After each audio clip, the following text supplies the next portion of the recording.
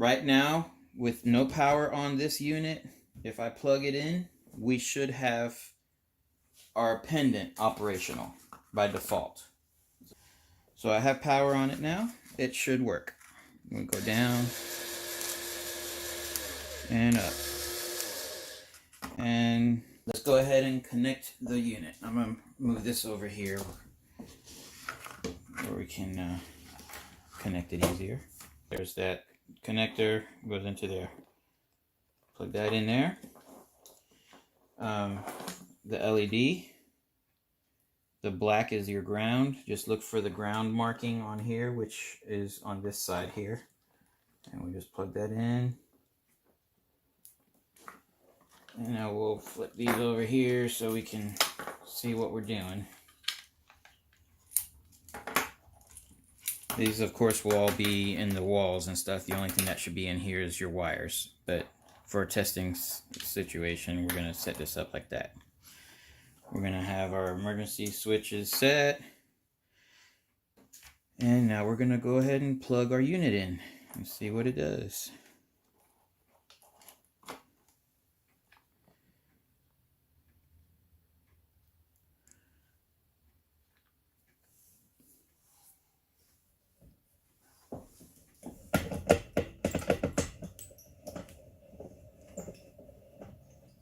Alright, it's doing its setup here, and you'll notice once it finishes, the lights flash and your bypass LED lights will light up, but you did not hear a click. That means that since there's no click, that means that this is still in manual mode, which means this should still work. Alright.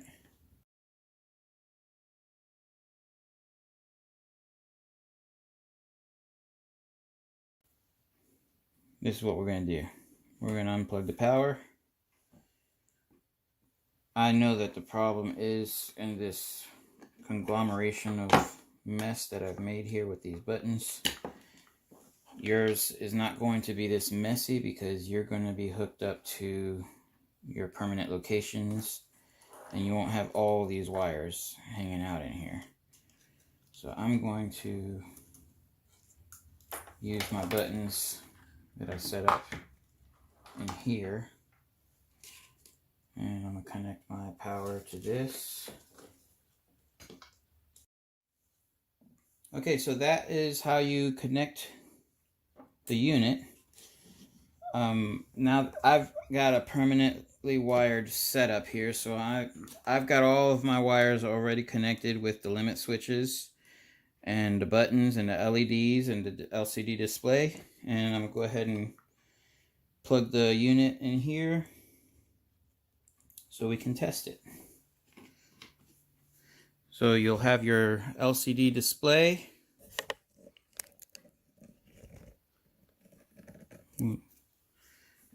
It's initializing, it's checking the top limiter status, the bottom limiter status, and the emergency stop. It doesn't detect, I'm sorry, it said the platform is on the first floor. That's because it is activating the first floor system. And it's now ready to go. So we press up, and you'll notice that the up LEDs, the two top ones here, are lighting up. That's doing as it's supposed to. It's not moving because we still have it in manual mode, but you're going to use the manual mode to test it. So let's go ahead and go to the second floor. And as soon as it hits the switch, there it goes. So it detects it at the second floor. Now we can press the first floor. We're going to manually go down. And once it hits the switch, there we go. It's on first floor. So we know that the first and second floor limit switches are working. Now we're going to test our backup. We'll go ahead and just press it.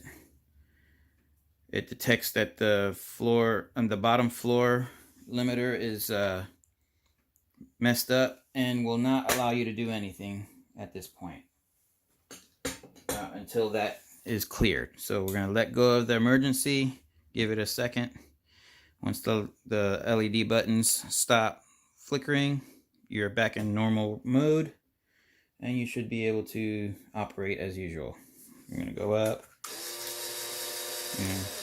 Let's say it's going up and this is broken and it doesn't activate. We're going to go straight to the emergency switch. Boom. So now it's saying that the top limiter has been activated, and it disables the unit. You can't move up or down with the controller. You can still use your manual mode because we're still in manual mode. We fix our elevator by moving it down off, and getting it in a safe position. It'll clear your emergency switch, your backup limit switch, and it should go back into operational mode. And again, you should test it in manual mode to make sure that your second floor switch is good. After it messes up, let's say it does mess up, you'll use your manual mode and reset it just like you did when you first installed it. So now it's on the second floor, and we should be able to continue operation from there. Going down, we're going to use our manual mode. Alright, so now let's say we're in the middle of travel and we want to stop the elevator in its tracks during regular operational mode. This is my emergency switch. It's the equivalent of pressing this button. So I'm going to turn off this switch. Now there's an emergency stop. Again, it stops the elevator from moving wherever it's at. If you switch it to manual mode, you'll be able to adjust your elevator to fix the problem.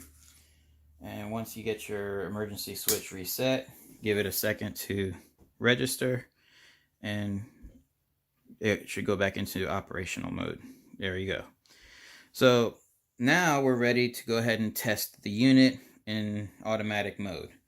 So with our needle nose here, we're going to put this jumper,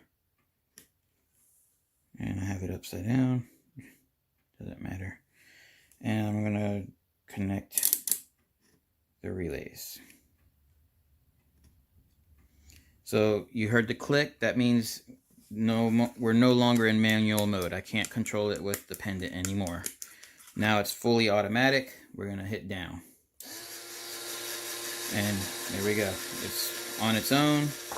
When it reaches this switch, it should stop on its own.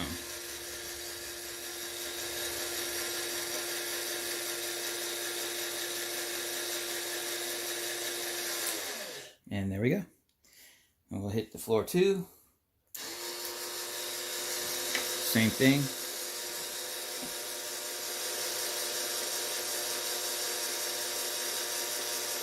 We can hit our emergency switch. It stops it.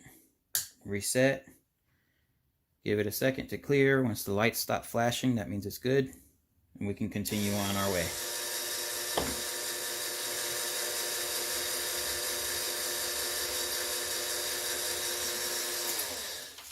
And that should be it. Let me see.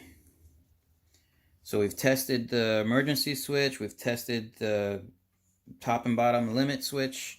The first and floor buttons are operational. Our system is good to go. So if you'd like to install a manual switch, you can get a switch like this and just have it connect or disconnect this manual switch button terminals right here. As opposed to using a jumper to close the circuit, you can use a switch to close the circuit. And that'll give you an option to just flip a switch to go into manual mode, or you can just pull that jumper to go into manual mode. You should only need to do that if you need to work on the unit in a problem situation. Let's say your limit switch failed or whatever. You need to work on it and still be able to move it up and down. You can put it in manual mode, use your pendant switch. All right. Congratulations, your system should be fully functional, and I thank you for your patience in watching this video. Please like and subscribe and share this with any others you feel may be interested in the unit, and we will do our best to assist in any questions that you have. And again, the contact information has been included with the paperwork. Thank you and have a great day.